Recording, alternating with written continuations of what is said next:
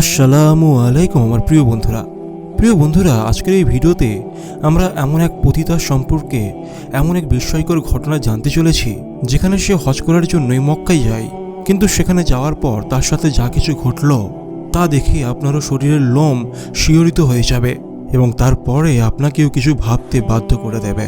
সেই জন্য আজকের এই ভিডিওটি আপনাদের সকলের জন্যই অনেক বিশেষ এক ভিডিও। এটিকে আপনি অবশ্যই শেষ পর্যন্ত দেখবেন। আর যদি চ্যানেলে নতুন হয়ে থাকেন তাহলে অবশ্যই চ্যানেলটিকে সাবস্ক্রাইব করে বেল আইকন প্রেস করে দেবেন। আর ভিডিওটি ভালো লাগলে অবশ্যই একটি লাইক করবেন। আজকের এই ভিডিওতে আমরা যে মেয়েটির সম্পর্কে জানতে চলেছি সেই মেয়েটির নাম হচ্ছে মাহিরা, যে কিনা একটা পতিতা নারী ছিল আর যিনি পাকিস্তানে বসবাস করত। মাহিরার বয়স 17 বছর পর্যন্ত একটা সংক্রান্ত পরিবারে কেটেছিল, কিন্তু 17 বছর পর তার সাথে সেলিম নামের একজনের ভালোবাসা শুরু হয়, আর যে তাকে ঘর থেকে বের করে ঘুঙুর পড়তে বাধ্য করেছিল, আর যেখান থেকে সে বের হওয়ার আর কোনো রাস্তায় খুঁজে পাচ্ছিল না। সেলিম নামের ছেলেটি প্রথমে তাকে প্রেমের জালে ফাঁসিয়ে কোথাও আর ছেড়ে দেয়নি, না তার পরিবারে, না তো দিনে, আর না তো দুনিয়াতে। এরপরে প্রত্যেকদিন মাহিরা কখনো 500 আবার কখনো 1000 টাকা ইনকাম করতে শুরু করে, আর এমন করতে করতে একদিন সেই কুঠিরের সবথেকে বেশি উপার্জন করা মহিলাতে পরিণত হলো।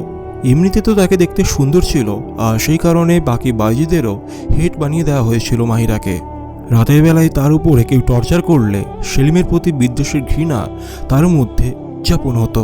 মাহিরা মনে মনে ভাবতে শুরু করত, সেলিম আমার সাথে যা যা করেছে তার শাস্তি আমি তাকে দেবই।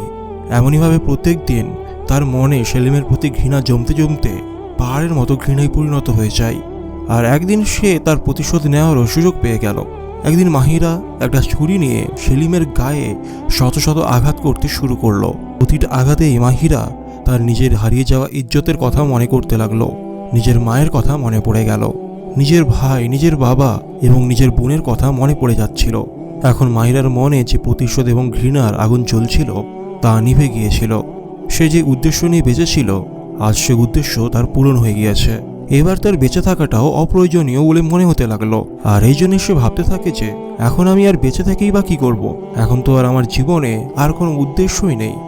যদিও মাহিরার অপরাধ অনেক বেশি ছিল, কিন্তু সে শুনেছিল যে আল্লাহ পাকের রহমত প্রতিটি খারাপ কাজ বা প্রতিটি গুনার থেকে অনেক বড়। তাহলে মাহিরার অপরাধ কি এমন বড় হয়ে গিয়েছিল যে আল্লাহর রহমত থেকে তাকে লুকাতে পারবে? প্রতিশোধের আগুন নিভে যেতে সে মরে যেতে ভাবলো। তখন তার কানে একটা আওয়াজ এলো, আল্লাহর জাতের কাছে এতটাও হতাশ হওয়া ঠিক নয়। আওয়াজটা শুনেই মাহিরা পিছনে ঘুরে দেখল তার কাছে একটা বৃদ্ধা মহিলা, যে কিনা গাছ এবং আগাছা সংগ্রহ করছিল। সে বৃদ্ধা মহিলাটি বলল, যা বেটি, আল্লাহর দরবারে গিয়ে সেজদা কর। তার দরবারে গিয়ে সেজদা করলে তোর মনের সকল ক্ষোভ দূর হয়ে যাবে ইনশাআল্লাহ। বৃদ্ধার মুখে এমন কথা শুনে মাহিরা বলল, কিন্তু আমি যে অনেক বড় অপরাধী, আমি কি দরবারে সেজদা করতে পারবো? এরপরে মাহিরা দুঃখের সঙ্গে তার পুরো কাহিনী সে বৃদ্ধা মহিলাকে শুনিয়ে দিল।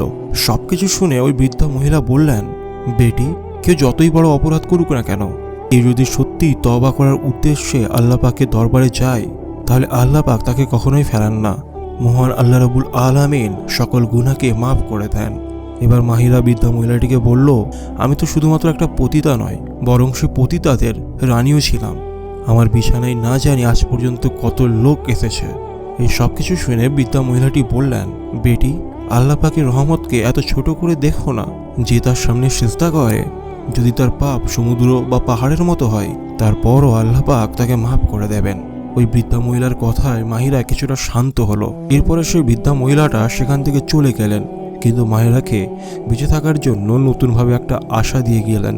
এরপরে মাহিরা ভাবতে লাগলো, আল্লাহ পাকের দরবার তাহলে এখন কথায় আছে।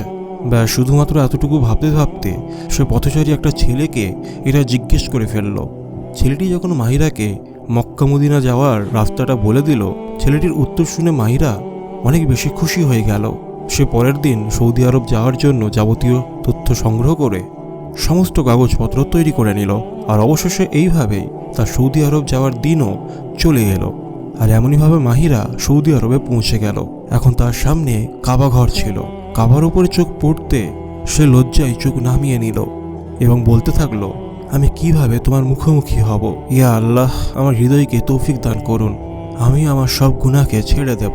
মাহিরার চোখ থেকে অনবরত জল পড়তেই ছিল, আর সে অবিরামভাবে আল্লাহর দরবারে দোয়া করেই যাচ্ছিল। আর তখনই সে কারোর নজরে পড়ে যায়, যে কিনা সিন্ধু প্রদেশের অনেক বড় একজন মানুষ ছিলেন এবং যে কিনা কয়েকবার মাহিরার খদ্দেরও হয়েছিল। মাহিরাকে দেখে সে ভাবতে লাগলো যে কি সময়কাল এসে পড়েছে, এখন তো প্রতিটা নারীগুলো উমরা করতে চলে এসেছে, কিন্তু আমি এমনটা হতেই দেব না। এসব কথা ভাবতে ভাবতে সে বড় লোকটি ভুলে গেল যে সেও কয়েকবার মাহিরার খদ্দের হয়েছিল, কিন্তু তারপরেও সে ওখান থেকে মাহিরাকে বের করে আনার পরিকল্পনা করতে শুরু করলো। কিন্তু সে আদেও জানতো না যে মহান আল্লাহ রাব্বুল আলামিন মনের কথা সব থেকে ভালো জানেন, আর এই জন্যই হয়তো আল্লাহ রাব্বুল আলামিন ওই সমস্ত পাপীদের স্বাধীনতা দিয়ে রেখেছেন। মাহিরা তো এখন তার সমস্ত কৃতকার্যের জন্য মন থেকে লজ্জিত ছিল, তাকে তো কারোর প্রতারণায় এমন বানিয়ে দিয়েছিল। আল্লাহ বান্দাদের হজ উমরাকে দেখে না, বরং তার নিয়ত এবং সে কিভাবে অনুতপ্ত হচ্ছে সেটিকেই ভালো করে দেখেন। পরের দিন ওই ধনী ব্যক্তিটির কিছু কাজ পড়ে যায়, আর এই জন্য সে ওখান থেকে কিছুদিনের জন্য অন্য এক জায়গায় চলে যায়। আর এরপরে মাহিরা প্রত্যেক দিন কাবা ঘরের কাছে যেত এবং ঘন্টার পর ঘন্টা বসে থাকতো সেখানে। কিছু কিছু সময় হারাম শরীফের দিকে তাকিয়ে থাকতো, আবার কখনো কান্না করতে থাকতো এবং তারপরে আবার ফিরে আসতো। আর এভাবেই মাহিরার দিন অতিবাহিত হতে লাগলো। মাহিরার এখানে আসা 13 থেকে 14 দিনের হয়ে গিয়েছিল, কিন্তু সে এখনও উমরা করেনি, আর না তো সে সেখানে নামাজ পড়েছিল। শুধু সেখানে বসে থাকা, সেখানে যাওয়া, আর কখনো কান্না করা, পুনরায় সেখান থেকে ফিরে আসা, এরকমভাবে সবকিছুই সাধারণভাবে চলছিল। আর অন্যদিকে আল্লাহ রাব্বুল আলামিন মাহিরার হৃদয়ে হিদায়াত দান করছিলেন। তো একদিন মাহিরার মুখে পিছনের কৃতকার্যের জন্য আফসোস হতে লাগলো। সে বলতে লাগলো, ইয়া আল্লাহ, ইয়া আল্লাহ। ঠিক এইভাবেই সেখানে বসে থাকা অবস্থায় আল্লাহকে শতবারের বেশিও ডাকা হয়ে গিয়েছিল। মাঝে মাঝে সে অনুভব করছিল যে আল্লাহ তাআলা তার ডাকের জবাব দিয়েছেন এবং তার মনও শান্তিতে পরিপূর্ণ হতে লাগলো।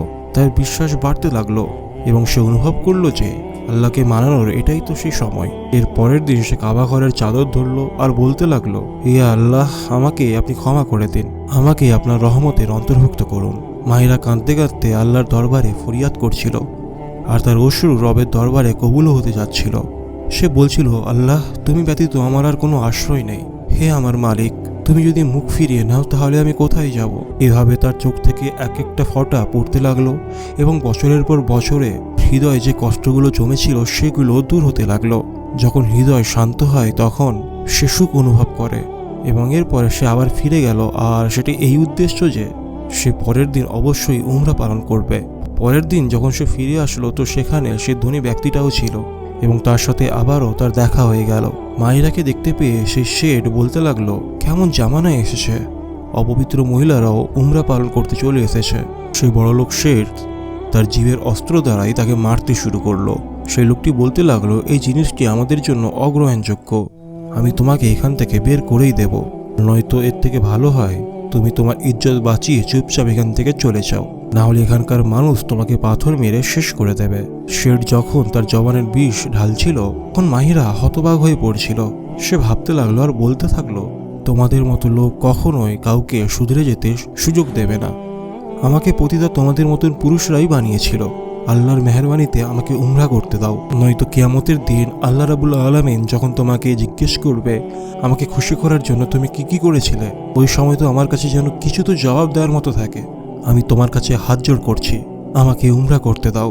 কিন্তু শেঠ তার কথা মানল না আর বলতে লাগলো, আমি এখানে মানুষজনকে জড়ো করে তোমার সমস্ত সত্য সবাইকে বলে দেব, তারপর তারা তোমাকে হত্যা করেই দম নেবে।